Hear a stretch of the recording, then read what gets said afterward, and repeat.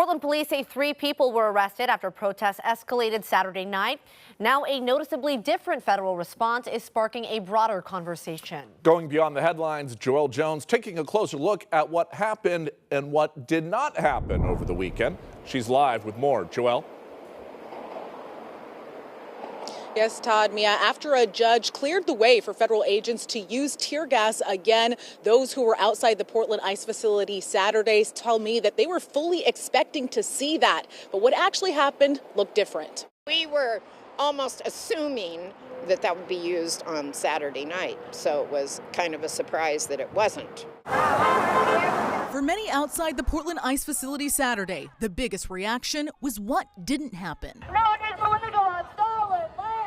In the days leading up to the No Kings rally, neighbors at Gray's Landing were urged to prepare after a federal appeals court temporarily blocked limits on tear gas use. We were all so afraid that they were going to blow off the tear gas again, and I was here on the Labor March day. That was terrifying.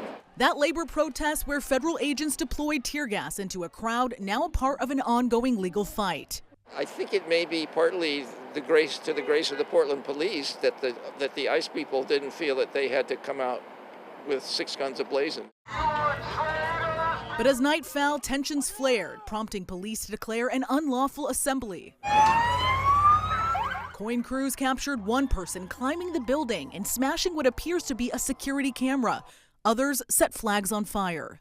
It's too bad that that happened, but it kind of doesn't surprise me because people are very bold, very, very passionate about what they're protesting about, and it can end up in an arrest. Fresh vandalism, burnt signs, and lighter fluid still seen out there today. Wouldn't it be nice if the new director of DHS was saying, let's be more careful, more concerned, especially since there's apartments across the street and that was part of the lawsuit. You know, I'm not hopeful. Now, as of right now, we have not seen any reports that DHS or federal agents of any kind, for that matter, made any arrests on Saturday.